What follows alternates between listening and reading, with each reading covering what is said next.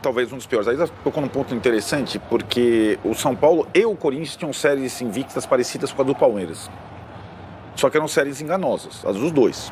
Aí o Corinthians perde em Cuiabá, aí o São Paulo perde do Botafogo, jogando mal aos dois, né? O Palmeiras mantém uma série invicta. Não digo que invencibilidade não é acaso. É difícil bater o São Paulo também. É difícil bater o Corinthians também. Mas eu digo, a invencibilidade do Palmeiras tem uma consistência que as dos rivais não tinham. Posto isso, eu acho que é muito...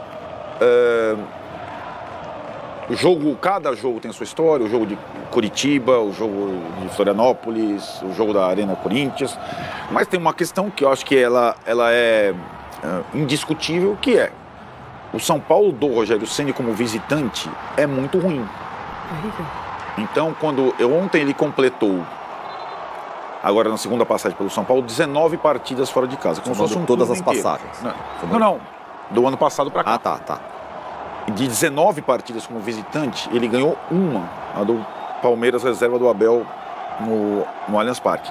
Ele transformou o São Paulo ainda mais forte em casa. É verdade. O São Paulo, nesse campeonato, foi o único time que só perdeu 2 pontos em casa, o Ceará. Então tem essa dicotomia que já existia no ano passado, existia no Paulista, continua existindo no Brasileiro, e é uma questão que o Luiz Castro e os treinadores mandantes com o São Paulo, que souberem usar isso, eles vão usar. O Luiz Castro, o que ele fez? Ele mudou a forma de jogar do Botafogo, escalou um time com 3 zagueiros só com jogadores fortes e deu a bola para o São Paulo. E o São Paulo do Ceni fazer com a bola. Tem a pretensão de dominar todos os jogos, inclusive como visitante. E ele não tem qualidade para isso. Sim. O time não tem qualidade para isso. Então, o Ceni ele gosta de armar times em função dos adversários, mas sempre para dominar o adversário e não jogar no erro do adversário, jamais isso. Isso ele contraria os princípios dele. Como o do Diniz. Tem alguns treinadores que são assim, né? O Diniz é mais ainda, né? O Diniz acho que é a 8ª potência. Mas o Ceni tem esse... Então, assim, se eu tivesse uma entrevista coletiva com o Rogério, eu falo, Rogério, explica esses números, porque ele não vai dominar fora de casa o gramado, a arbitragem, o gandula, a iluminação. No Morumbi ele domina. Ele sabe onde está o negocinho, o cone, o gandula, a grama, se vai molhar ou não. Fora de casa, ele não é o dono. Então, isso é para qualquer time do mundo. Ou você tem um time espetacular, como o Manchester City, o Liverpool, até o Real Madrid fora de casa é outro, hein, meu? Muda a forma de jogar. É aquilo que a gente falou do Abel, que hoje comanda o melhor time do campeonato. Ele não se envergonha, o Abel, de se precisar jogar de uma outra forma contra o São Paulo, para vencer o São Paulo, se precisar dar a bola para o São Paulo, ele pode fazer isso sem qualquer problema. E o São Paulo do Ceni não sabe, digamos, jogar nessas circunstâncias que todos os outros têm, adversas. Sabe ou não quer? Não, acho que uma coisa leva a outra, né? Eu acho que ele não quer, e assim, imediatamente você não consegue, e aí não é uma questão de sistema, porque pode ser com 3 zagueiros, já foi, 2 zagueiros, 2 atacantes, 3 atacantes, 2 meias, 1 volante, não é questão de formação tática, é questão de postura. E ontem o Botafogo fez um jogo para anular o São Paulo, para não cair, como se fosse o jogo do rebaixamento do Botafogo. E teve todos os ingredientes. A arbitragem sentiu. Quando teve um pênalti claro para o São Paulo em agressão e pênalti. Nossa, agressão e pênalti. Se o São Paulo faz o gol no Botafogo, com o estado de nervos do Botafogo, acaba o jogo. E o Botafogo com a menos, né? Exatamente. Era agressão e pênalti. Só que quando o São Paulo... Isso já aconteceu em outras... O São Paulo, fora de casa, é tão pálido que nem vale a pena, já aconteceu outras vezes, ficar falando, arbitragem, se fosse assim, então... Não é a principal discussão no dia seguinte, não é o erro do árbitro, ou o VAR que desencanou totalmente, ou a central do apito, que o cara inventa alguma coisa. Não, é a inconsistência do São Paulo como visitante. E quando o Botafogo faz o gol dele, acabou o jogo. E tem que ser assim, o cara tá jogando em casa contra o rebaixamento, acabou o jogo. É ser o tempo todo. Você acha quando que o São Paulo fará isso alguma vez na vida do seu comando? Nunca. E mais, hein, Tironi? Lembra exatamente a primeira passagem do Rogério pelo São Paulo. Era muito assim. Forte em casa, muito fraco em fora. Forte em casa. E se você é forte só num lugar, você não ganha campeonato. se você não tivesse uma gordura como foi ano passado, você... Sabe por que o São Paulo escapou numericamente do rebaixamento no ano passado? Porque ganhou do Palmeiras no Allianz Parque. E por isso que o torcedor do Palmeiras fica tão bravo. Porque o São Paulo, se não ganhasse 3 pontos fora de casa, mesmo com todas as vitórias em casa, ele ia cair. Ele ganhou vários jogos por cento, vários. Em casa e fora de casa, perdeu todos e ganhou os 3 pontos do Palmeiras. O torcedor do Palmeiras talvez não tenha feito essa engenharia toda, mas se você está embaixo, é que o São Paulo está numa situação meio de tabela. E só perde fora, ou só empata fora, você não vai sair do lugar nunca, mesmo continuando sendo forte em casa. Isso ele não resolveu desde a primeira passagem dele até essa. Desde o ano passado, que pegou o trabalho no meio, como nesse que ele começou o trabalho. E algumas situações me chamam muito a atenção em relação a escolhas mesmo, e que a Isa tem a total razão, quando você tem 8 desfalques por lesão, 6 no mesmo setor, de fato é um problemão, ele pedir a indicação ou pedir tanto a contratação de um jogador que tem uma característica diferente de armação, que é o André Anderson, e que tem tido poucas oportunidades, mesmo com a escassez de jogadores, ele colocar o André Anderson no jogo perdendo aos 44 minutos do segundo tempo.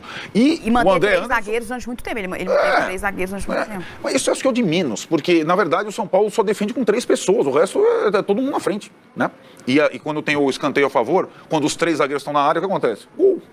Os 3 zagueiros voltando correndo. Foi com o escanteio a favor do São Paulo. Então, assim, algumas situações, o elenco não é ideal, não tem o jogador rápido, não tem não sei o que lá. Ele pediu a contratação de alguns jogadores que ele não tem utilizado. E o André Anderson entrando aos 44, numa jogada deu uma clareada, tal, que o time não fez. E agora o torcedor São Paulino quer saber, lá em casa até comentei com o senhor, tem uma São Paulina, ela é chata, ela gosta demais do São Paulo. O torcedor quer saber quando que vai poder ver um time de novo do São Paulo brigando por uma Copa Libertadores da América, pelo tetracampeonato. Olha, esse é o nosso sonho disso, quanto mais rápido possível. Nós assumimos o clube e estamos reconstruindo um clube com grande dificuldade financeira, com valores importantes na governança, estamos mudando a gestão. Bom, a gente teve um pequeno probleminha ali com o Júlio Casares, mas que bacana, né? 30 anos dessa primeira conquista do São Paulo, uma conquista emblemática que marcou gerações, né? E tem uma marca que nos liga diretamente a essa conquista, que essa transmissão foi da Gazeta. Foi a maior audiência da história da TV Gazeta, com Galvão Bueno narrando esse jogo com exclusividade para o Brasil inteiro. Foi da Gazeta, na época em cadeia com a OM do Paraná. Narração do Galvão Bueno, exclusivo aqui para todo o Brasil, narração da TV Gazeta. Ó, Zé Paz, fala isso pro Júlio Casares, que foi a Gazeta que estava transmitindo esse jogo há 30 anos aqui, foi a nossa maior audiência. Continua aí a entrevista, Zé, que voltou o sinal. De fazer essa grande transformação. O São Paulo está no início de uma transformação. Qualquer título agora é um título que vem sempre com bons olhos. Então você pode dizer à sua esposa, que aliás parabéns a ela, que ela escolheu bem um time, que nós estamos no caminho certo. Um caminho de solidez, de alicerce e de um time competitivo, sem loucuras e com muita responsabilidade financeira. Nós tivemos um pequeno probleminha de sinal que foi retomado no meio da resposta do senhor, enquanto o senhor comentava aqui sobre o futuro do São Paulo, e o pessoal me lembrava muito bem aqui no meu ouvido, meu anjo da guarda aqui, que essa Libertadores do São Paulo de 92 foi transmitida pela nossa TV Gazeta, a Gazeta sempre dando sorte pro São Paulo, é mais ou menos por aí, presidente? A Gazeta tem uma história maravilhosa, né? Eu lembro que a audiência foi a audiência recorde até hoje. Eu nunca vi uma invasão de um campo como foi na OM, na rede OM, na Gazeta em São Paulo. Eu assistia, claro, eu estava na arquibancada, né? Eu estava no estádio nesse dia, mas eu me lembro das pessoas assistindo com uma audiência recorde. Então a Gazeta, que é a marca do futebol, ela sempre trouxe momentos maravilhosos. Eu assisti a mesa redonda desde então, com José Italiano, Perão de Castro e toda aquela grande equipe. Então a Gazeta está dentro, está inserida no contexto do futebol. E quando a gente fala do futebol de São Paulo e do São Paulo Futebol Clube, não dá para a gente deixar de falar dessa grande transmissão. Foi o Galvão Bueno que transmitiu, e eu nunca vi uma invasão daquele tamanho de um campo. Eu estava na arquibancada e eu falava assim para os meus irmãos, eu queria estar lá embaixo, porque eu via as pessoas invadindo o campo, era o meu sonho também invadir. Mas eu fiquei lá comemorando até as primeiras horas do outro dia. E aqui pelos corredores do Morumbi, muita história do São Paulo, e claro, a Gazeta Esportiva, algumas capas tradicionais da Gazeta Esportiva por aqui também, mas claro, aproveitando a presença do presidente aqui, tenho que perguntar sobre o presente, sobre o futuro do São Paulo. Marcos Guilherme, vem ou não vem? Não, o Marcos Guilherme já esteve no São Paulo, é um jogador que eu tive a felicidade de encontrá-lo quando eu tinha ganho a eleição, nós estávamos no momento de transição, e o São Paulo jogou contra o Grêmio lá em Porto Alegre, que nós perdemos o primeiro jogo, e ele foi nos visitar no hotel. Ele disse: ó, presidente, você foi eleito, eu estou pronto para voltar. Eu falei: quem sabe você deixou uma boa passagem. É um jogador que pode agregar, não está nada certo, estamos conversando, é um jogador que pode vir somar, porque o São Paulo perdeu alguns jogadores, contusão, saiu o Marquinhos, nós não sabemos no meio de ano da janela alguns jogadores que podem sair, então nós precisamos ter um elenco um pouco maior, e ele é um grande jogador. Agora é claro que dentro das nossas condições, o São Paulo hoje não pode trabalhar com condição acima da sua possibilidade orçamentária. Ele sabe disso e espero que os entendimentos, que não pode ter pressa, até porque a janela alcança 18 de julho, então também não adianta você correr muito, mas estamos sinalizando que se ele vier, ele pode agregar sim e trazer ao Rogério, que sempre é consultado, aprova as contratações, e esse é um trabalho que é feito pela avaliação de desempenho com o Muricy, com a diretoria de futebol. E eu participo diretamente porque eu sou um homem que estou dentro do futebol. A minha razão maior da gestão é o futebol. Então nós temos que ter um elenco mais competitivo, principalmente com as saídas e com as contusões, que infelizmente nesse calendário que vivemos é algo irreversível. Pessoal, lá no estúdio gostaria de perguntar algumas coisas para o senhor. Eu vou tentar passar a minha escuta aqui para você poder escutar no ouvido esquerdo. Vamos ver aí, Michele. Fala alguma coisinha para ver se a gente escuta você, Mi. Boa noite, presidente Júlio Casares. Um grande prazer tê-lo conosco aqui no Gazeta Esportiva. Oi, seja muito bem-vindo, meu querido. Olha, Flávio Prado tem pergunta para você aqui no programa.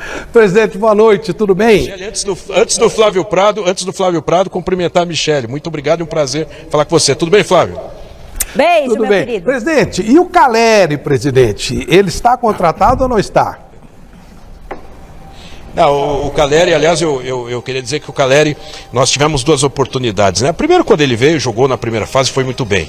Depois sempre foi um ídolo da torcida, o Caleri virou um anseio, e naquele primeiro momento não pôde vir, porque, de novo, a responsabilidade financeira.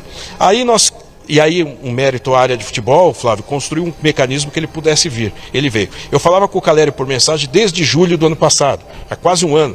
E aí, está na hora, não, os empresários, meu grupo empresarial, etc. E foi colocado um contrato muito bem amarrado e certamente ele será jogador do São Paulo em definitivo. Nós estamos conversando, estamos ajustando. Como eu sempre digo, Flávio, ele é um ídolo do torcedor, ele é importante, ele acho que nasceu para jogar no São Paulo e nós teremos o Caleri. Em breve nós vamos anunciar. Muito bom. Osmar Garrafa. Não, legal, Michele. Boa noite a todos que acompanham o Gazeta Esportiva. Boa noite ao presidente Casares. É importante a gente falar nessa data de comemoração de 30 anos do São Paulo conquistando a sua primeira Libertadores, que hoje essa febre de Libertadores, todo mundo querendo, obsessão de Libertadores da América, ela começou com o São Paulo do Tele Santana. Então o São Paulo começou a ganhar, ganhou por 3 vezes, e aí houve uma grande valorização, muito mérito do São Paulo. Estive nos 2 jogos nesses 30 anos contra o News Old Boys, no jogo em Rosário. Fui privilegiado, presidente, ao ter jantado com o Tele Santana na véspera do jogo, eu, amigão da galera, o Paulo Soares. São muitas histórias desses 30 anos. Então, parabéns por essa conquista do São Paulo Futebol Clube e essa comemoração. O senhor disse há pouco ao José Paes, presidente, sobre o Marcos Guilherme, e o Rogério Ceni ontem, em entrevista coletiva, ele foi perguntado pelos colegas e falou: ó, eu não indiquei nenhum jogador ao São Paulo, e o Marcos Guilherme pode chegar. Agora, o senhor disse ao José Paes que ele foi consultado. Então, eu gostaria de saber se ele foi consultado, teve aprovação do Rogério, precisa ter aprovação, não teve? Como é que ficou esse encaminhamento para uma possibilidade de classificação? Parabéns, presidente. Garrafa, primeiro parabéns a você que teve momentos com o mestre Tele Santana, que é outro que será eternizado. O Tele, em breve, também vocês saberão. O Tele foi um grande técnico do futebol brasileiro e a passagem dele pelo São Paulo foi maravilhosa. Na verdade, Garrafa, todo atleta que é contratado faz parte de um banco de dados, de uma análise, e tem o trâmite interno, que é a aprovação da comissão técnica do técnico, certamente teve, com o Muricy Ramalho e com a diretoria de futebol. A indicação é outra coisa, né? Olha, eu estou indicando, por exemplo, o Rogério indicou o André Anderson, que veio da Lazio, um grande atleta, um grande jogador, e essa foi indicação direta do anseio do Rogério. E logo que ele chegou em outubro, em novembro ele já falava do André Anderson. Salvo engano, o André chegou em março da Lazio, o técnico não queria liberar, essa era uma indicação direta. E tem os jogadores que é aprovado. Olha, o que você acha dessa possibilidade em acontecendo? Pode somar, vai agregar, etc. Esse é o diálogo interno que ele tem com a diretoria de futebol, com o coordenador Muricy Ramalho. É nessa linha que talvez na colocação, uma coisa é indicar, é querer estar o atleta, outra coisa é aprovar e contar com o elenco. Veja, o nosso elenco, que no começo da temporada era um elenco largo, maior, com as contusões e saídas e transações, ele começa a ficar mais curto. muito. Então nós precisamos compor o elenco novamente, porque são 3 competições simultâneas, um calendário difícil. Você vê agora, eu vi o lance do Bruno Henrique do Flamengo, uma contusão seríssima. Isso vai acontecer, infelizmente, com todos os clubes. E essa é a nossa preocupação, de ter peças para que o técnico possa, na eventual substituição, atender um difícil calendário como é o do Brasil. Presidente, em termos de... O seu grande desafio é acertar a vida do São Paulo financeiramente. Comparado com o início do seu trabalho, qual é o balanço que o senhor pode fazer para a torcida? Melhorou? Continua complicado? Que avaliação o senhor pode fazer? Flávio, melhorou muito, porque quando eu cheguei em janeiro de 21, nós tínhamos um curtíssimo prazo de quase 90 milhões, 5 processos na FIFA. Isso tudo foi saldado e não temos mais.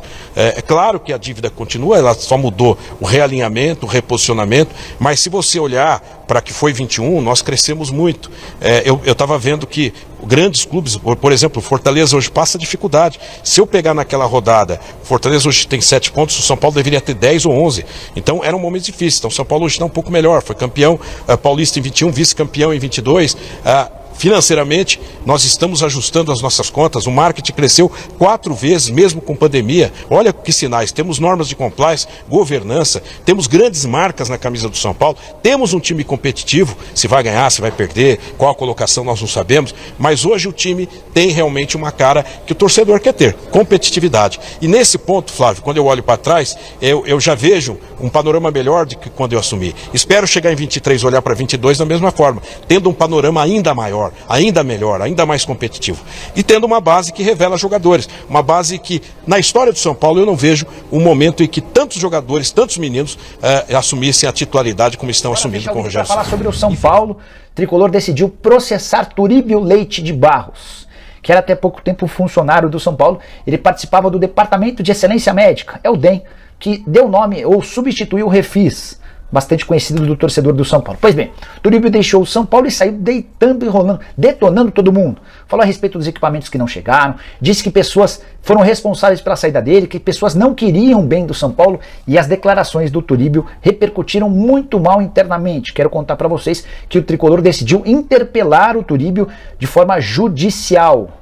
A partir de agora, as partes vão se encontrar nos tribunais. A ideia do São Paulo é fazer com que o Turíbio diga no tribunal de quem era o interesse, para que as coisas não dessem certo. Que ele desse nome aos bois, já que ele foi tão corajoso ao sair cobrando, criticando e atacando o São Paulo. Agora o São Paulo entende que o Turíbio deve ir às últimas consequências e falar diante dos tribunais, diante de um juiz, tudo aquilo que ele sabe e que não quis dizer. O São Paulo está bem irritado com essa história, porque alega que o Turíbio não pôde ficar por uma questão de compliance. O filho do Turíbio já trabalha dentro do próprio Tricolor, e o regimento interno impede que 2 funcionários tenham grau de parentesco. Então dessa maneira o Turíbio foi aconselhado a deixar o São Paulo e saiu atirando.